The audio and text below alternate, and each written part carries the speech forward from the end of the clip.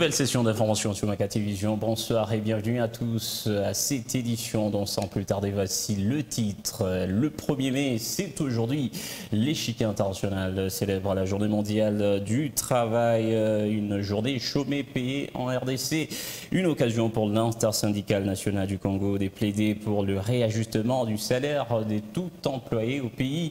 Le point, c'est tout de suite au cours de ce 20h. Nous parlerons également de la route Moba-Pueto qui est quasiment coupée en deux à hauteur du village Molandé, chef-lieu de la chefferie des mandats. Une situation qui est causée par des débordements des eaux de la rivière Kipessé, traversant des zones marécageuses. Comme conséquence, des véhicules sont pris au piège par de grands bourbiers. C'est tout pour des sommaires de cette édition. Place à présent au développement des titres et bien d'autres.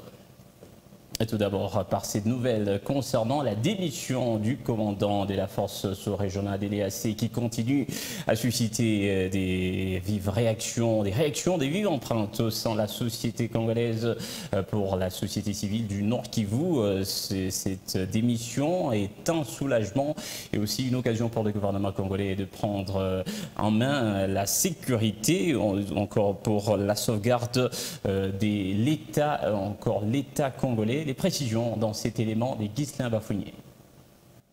La démission du commandant de la force de la communauté de l'Afrique de l'Est, EAC, le général Jeff Nyaga, est considérée comme un soulagement pour la société civile et les forces vives de la province du Nord Kivu. À en croire Edgar Mateso, le premier vice-président de la société civile, toute la communauté veut s'assurer que l'EAC fonctionne plus efficacement que ses opérations actuelles sur le terrain. Pour cet acteur de la société civile, la force en question n'est pas une force offensive, mais plutôt une force d'interposition. Cela contraste avec ce que l'opinion souhaite, car elle espère une force offensive capable de combattre les groupes armés, en particulier les M23. Bien avant, cette force a été introduite comme un moyen d'imposer la paix. Pour la société civile du Nord Kivu, les M23 restent incontestés et non inquiétés.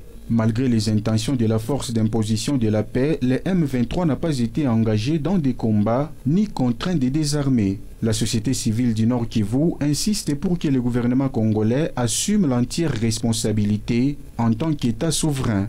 Tous les partenaires étrangers ou forces amies devraient suivre cette ligne de conduite en se concentrant sur l'autonomisation du pays pour sortir de sa situation difficile actuelle. Notez que le général Jeff Nyaga du Kenya, après avoir été accusé d'inaction contre les M23 par Kinshasa, il a été remplacé par le général des divisions Nuturi Kyugu, nommé par le président du Kenya William Ruto comme nouveau commandant de l'EAC pour la RDC.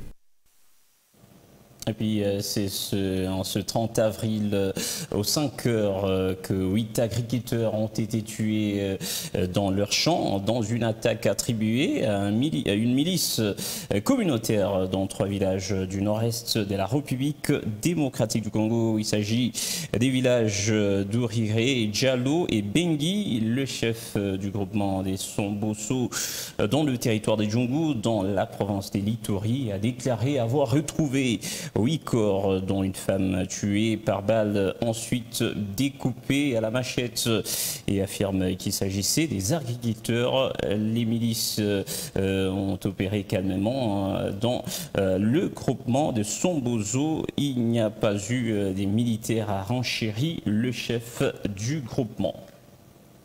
Et puis c'est sous le thème « Promouvoir un travail décent dans un monde en mutation » que se célèbre la journée internationale du travail en ce 1er mai. Une occasion pour l'intersyndicale nationale du Congo de plaider pour un réajustement du salaire des tout employés ici en RDC. Les précisions dans cet élément des Graciel Kalanga. L'humanité célèbre ce lundi 1er mai la journée du travail, une occasion pour l'intersyndicale nationale du Congo de plaider pour le réajustement du salaire minimum garanti tel que fixé à 7 500 francs congolais, équivalent à 5 $ depuis 2016, qui ne correspond plus avec les taux du jour des dollars américains, souligne Le président de l'intersyndicale nationale du Congo, Guy Koukougué-Dila, contacté par la RTNC.cd. La journée du 1er mai doit servir des réflexions profondes. Il est plus qu'urgent pour que le salaire minimum soit renégocié à 7 500 francs congolais avec les employeurs en 2016. Ne tient plus au regard de l'inflation et du faible pouvoir d'achat des travailleurs et fonctionnaires de la République démocratique du Congo, a-t-il confié. D'après l'intersyndicale nationale du Congo, le travail décent consiste aux meilleures conditions, mais aussi le meilleur salaire qui fait la fierté des travailleurs. Dans la foulée, il a salué le travail d'inspection générale de finances qui, selon lui, consiste à dénoncer et à identifier les réseaux mafieux dans le pays et surtout traduire les voleurs et détourneurs en justice. Parlons présent des travailleurs et travailleuses du Haut-Katanga qui ont célébré aussi cette journée du travail. En ce 1er mai, c'est l'esplanade du bâtiment du 30 juin qui a servi des cadres à cette célébration. À l'occasion, l'intersyndicale du Haut-Katanga a remis un cahier des revendications des travailleurs à l'exécutif provincial représenté par le vice-gouverneur du Haut-Katanga. Les précisions dans cet élément des Ghislain Bafouinier et C'est ici à l'esplanade du bâtiment du 30 juin que les travailleurs et travailleuses du secteur public et privé de la province du Haut-Katanga se sont réunis pour célébrer leur journée ce 1er mai sous le thème « Promouvoir un travail décent dans un monde en mutation ». À cette occasion, dans son discours, l'intersyndicale du Haut-Katanga a plaidé pour l'amélioration des conditions de vie des agents et travailleurs de tous les secteurs.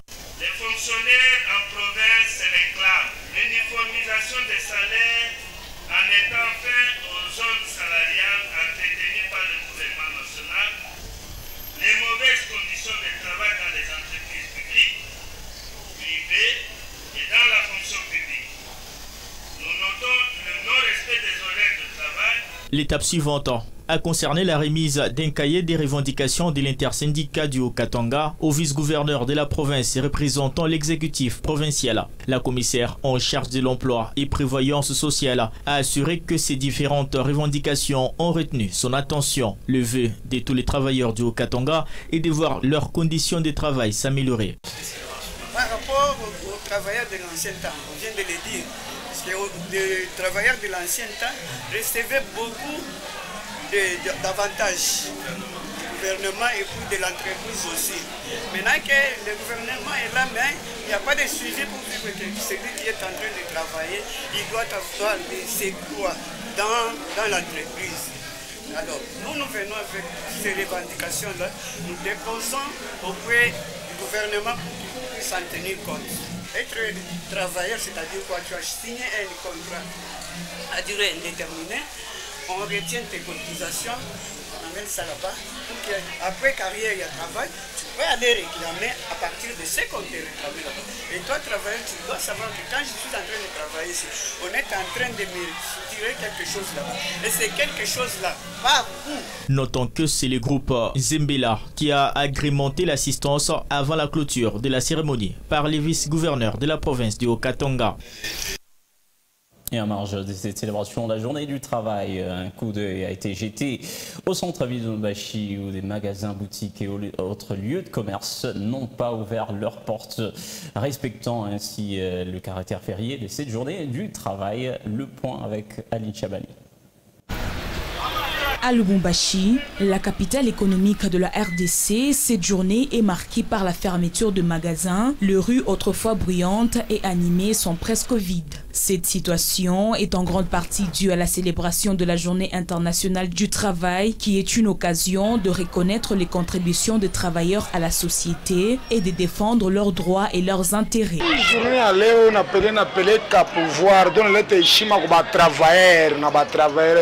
Cette journée donne le respect et le pouvoir aux travailleurs et travailleuses.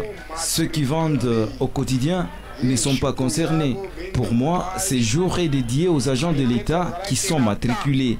L'occasion pour eux de se détendre en famille. Cette journée n'a pas été respectée par une catégorie de Louchois à cause des conditions de vie difficiles. Une journée sans activité est un manque à gagner. C'est une journée fériée. Non, moi, je ne suis pas un travailleur tout comme moi, je suis un libéral. Je dépends de moi-même. Cette journée est célébrée au mauvais moment, surtout que notre ville fait face à la crise économique. Moi, je travaille aujourd'hui pour nourrir ma famille, car je dépends de ces petits travails pour vivre. La date du 1er mai ne doit pas être vue comme une simple pause dans les activités habituelles. Elle doit également souligner l'importance d'un travail décent pour la dignité humaine et le développement économique. Et signalons que cette journée met plus l'accent sur le travail décent, d'où même le thème annuel de cette année, promouvoir un travail décent dans un monde en mutation. Que comprendre d'un travail décent? Cette question a été posée à Guillaume Sangwa, il est secrétaire général et porte-parole de l'intersyndicale au Katanga, rencontré ici par Jémi Mamoupou et Ghislain Bafounier.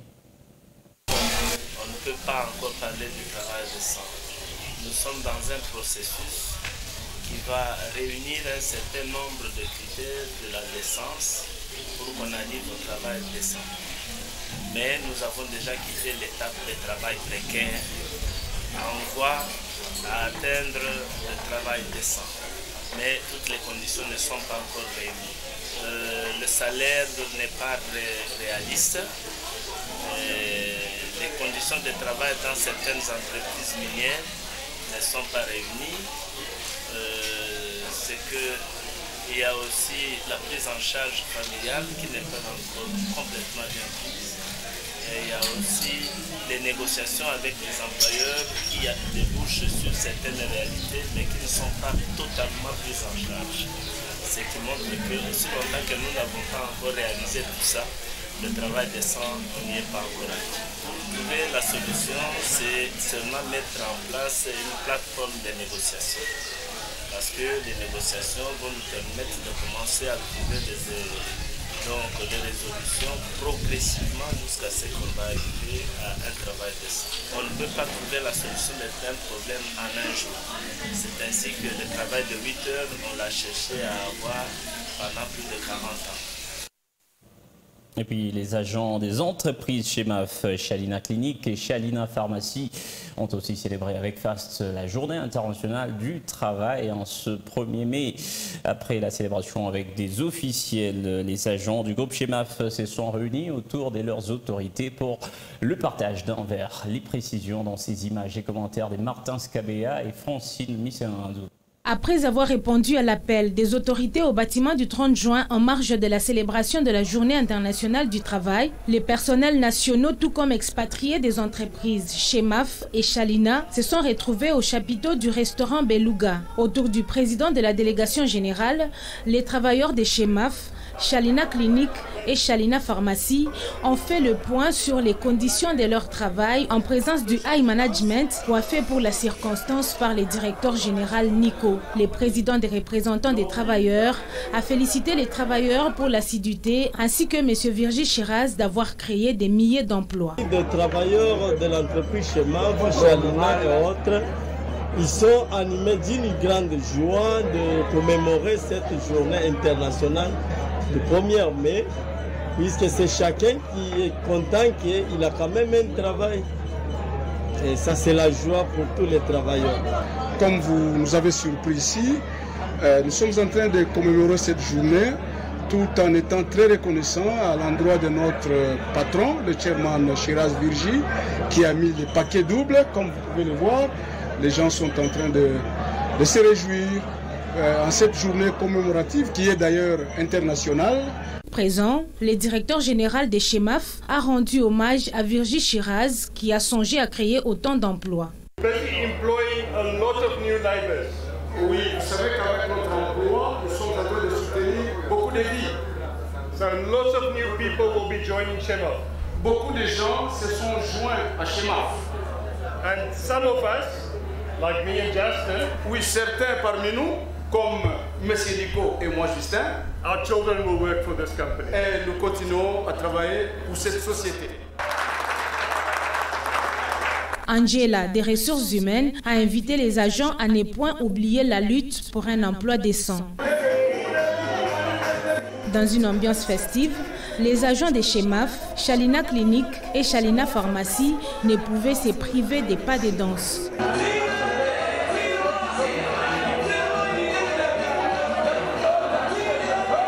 Cette cérémonie a été ponctuée par le partage du gâteau en honneur de ceux qui vont avancer la vision de Virgile Shiraz par leur dévouement au quotidien. En joignant l'utile à l'agréable, un mets exquis a été offert aux agents. Et en politique, c'est depuis samedi 29 avril dernier que l'Union Sacrée La Nation a effectué sa sortie officielle en tant que plateforme politique électorale. Lors de cet événement, le président national du parti MDCA, Mouvement démocratique pour le Congo à venir, et toute sa suite fortement mobilisée, ont aussi pris part à cette giga manifestation au stade des Martyrs de la Pentecôte. Les précisions dans ces images et commentaires.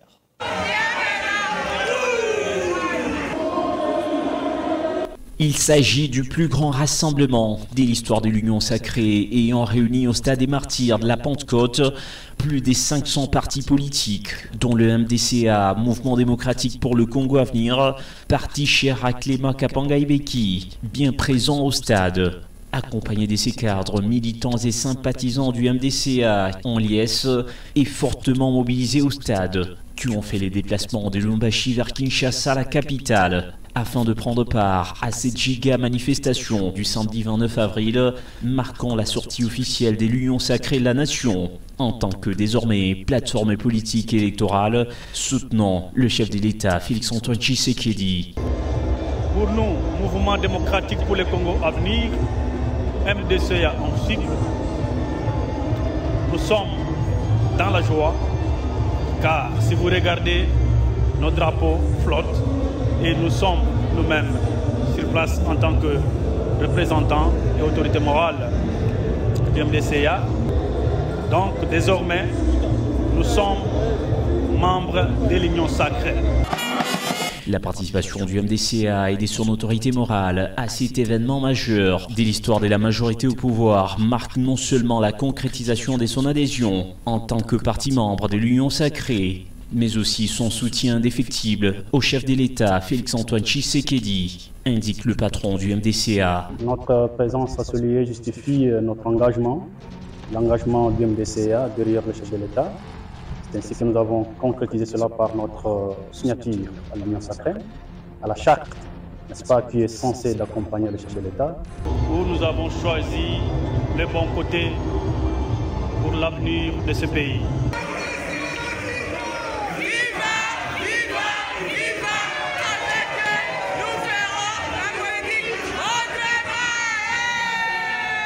MDCA, un des jeunes puissants partis politiques chrétiens de l'Union Sacrée, et ne cesse d'étendre son label sur toute l'étendue du territoire en RDC en tant que parti. Son siège national est situé au numéro 202 de l'avenue du 30 juin, commune et ville de Lubumbashi.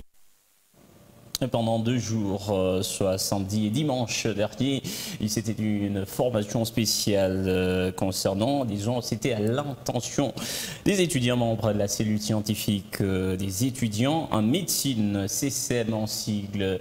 Lors de cet événement, cet événement s'est déroulé autour du thème échographie obstétricale, les basiques pour un clinicien. Voilà, le chef des travaux et docteur Aimé Kitouba a ainsi disponibiliser de son temps pour équiper ses étudiants et futurs médecins de l'université de Lubumbashi.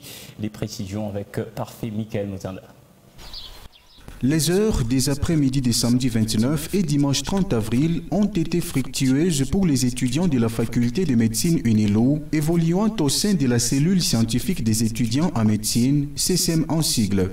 Ces derniers ont été capacités au cours d'une formation sur les notions relatives à l'échographie obstétricale, les basiques pour un clinicien.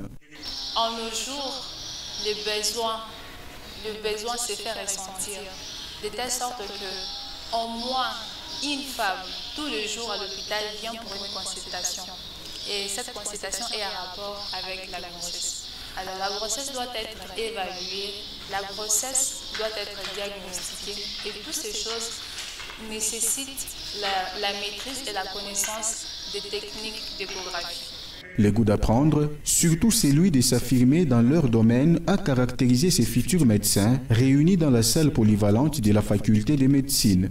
Devant eux, un chevronné du domaine, le chef des travaux et docteur Aimé Kitouba, spécialiste en imagerie médicale.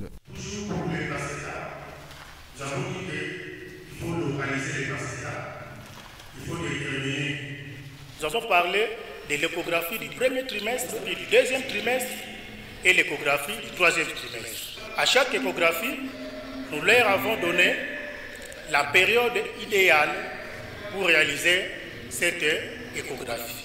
Grâce à cette formation, qui a reçu a priori la bénédiction des autorités de la faculté de médecine UNILO, ces étudiants ont désormais une connaissance assez claire sur l'échographie obstétricale.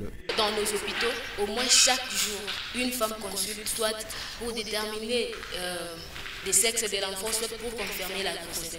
Donc l'échographie n'est pas seulement spécifique au niveau de l'utérus, on peut toutefois le faire au niveau cardiaque, on peut toutefois le faire au niveau cérébral. Après la série de questions-réponses, naturellement cette séance de 2 jours s'est ponctuée par la remise des brevets aux participants.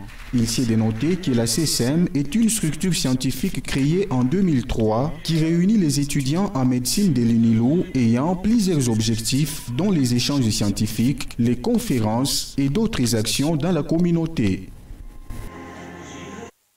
Cap à présent au quartier Kabula-Meshi dans la commune annexe où les usagers de la route Manchinga déplorent la présence d'un nouvel arrêt des tricycles occasionnant ainsi des attroupements et de l'insalubrité, ont-ils déploré. Les précisions dans ce reportage de Charles Okonji et David Kamamba. Il existe depuis 2 jours seulement, mais il exacerbe déjà la population. Ces nouvel arrêt des tricycles aménagés sur l'avenue Manchinga, sur ordre du chef des quartiers Kabula-Meshi, suscitent la grogne des habitants de la dite avenue, qui se disent être en insécurité actuellement. Personne ne nous a tenus au courant de la présence de l'arrêt des tricycles par ici. Mais malheureusement, nous constatons que cet endroit a changé. Il y a l'attroupement et nous nous sentons vraiment en insécurité. Les combles dans tout ça, c'est qu'il n'y a pas de toilettes. Les chauffeurs et receveurs urinent dans des tranchées et devant nos barrières. Ils jettent des bouteilles en plastique partout. Et nous qui habitons ici, avant d'entrer avec nos véhicules, nous sommes obligés de les supplier pour qu'ils cèdent la place. C'est déplorable. La pression étant forte, M. Lambert, chef du quartier Kabula-Meshi, nous confie que cet arrêt est temporaire. Il est temps pour lui d'aménager l'endroit adéquat sur l'avenue Maïcha. Au côté Andia, il y a avenue Maïcha.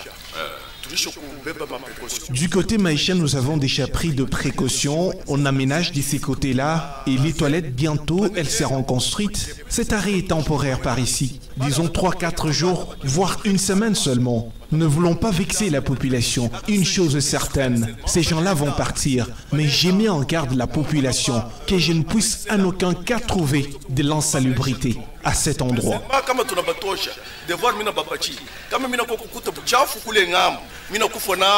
Si l'on se fie au dire du chef de cette entité, plus que 5 jours séparent les habitants de l'avenue Manchinga à ce qu'il qualifie des tapages d'urnes. Pardon, présent de la route Moba-Pueto qui est quasiment coupée en 2 à hauteur du village Molandé, chef-lieu de la chefferie des mandats. Cette situation est causée par le débordement des eaux de la rivière Kipessé traversant des zones marécageuses. Comme conséquence, plusieurs véhicules sont pris au piège par de grands bourbiers. Marcel Kataya nous en fait le point.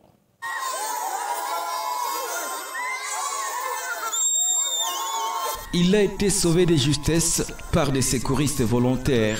Ce voyageur a été emporté avec son vélo par les eaux de la rivière Kipessé, ayant quitté le lit avant de dévier le pont. Nous sommes sur la route Moba-Pueto, traversant plusieurs villages et localités de la chefferie Manda. Les sols étant marécageux et très sablonneux, des têtes d'érosion se sont créées facilement et presque partout jusqu'à couper la route en 2. L'eau stagne quotidiennement sur ces tronçons, compris entre Kipessé et Moulondé, privés de bonnes canalisations. Cette situation catastrophique s'aggrave chaque saison pluvieuse, surtout à partir du mois de janvier jusqu'en avril. La circulation est devenue quasi impossible pour les véhicules et très pénible pour les motocyclistes et même les piétons. Il faut signaler que cette route part d'Nsongola, chef-lieu du territoire des Moba, dans la province du Tanganyika, jusqu'à Pweto, dans le Haut-Katanga. Sur 270 km, plusieurs parties sont impraticables pour les conducteurs de véhicules qui souffrent régulièrement à cause des bourbiers. À ceci s'ajoute la chute de plusieurs maisons occasionnée par les inondations, notamment à Kimbele, un quartier des Moulondé, chef-lieu de la chefferie de Manda. Et c'est donc par ces images sur l'axe Moba-Pweto que nous mettons un terme à cette édition Vespera de ce lundi. Madame, Messieurs, un immense remerciement pour tout ce qu'il aviez suivi. Les programmes s'y poursuivent sur nos antennes. Quant à moi, je vous retrouve dans une autre série d'actualités. Il ne reste plus qu'à vous dire au revoir. Bonne soirée à tous et bonne fête de travail à tous les travailleurs.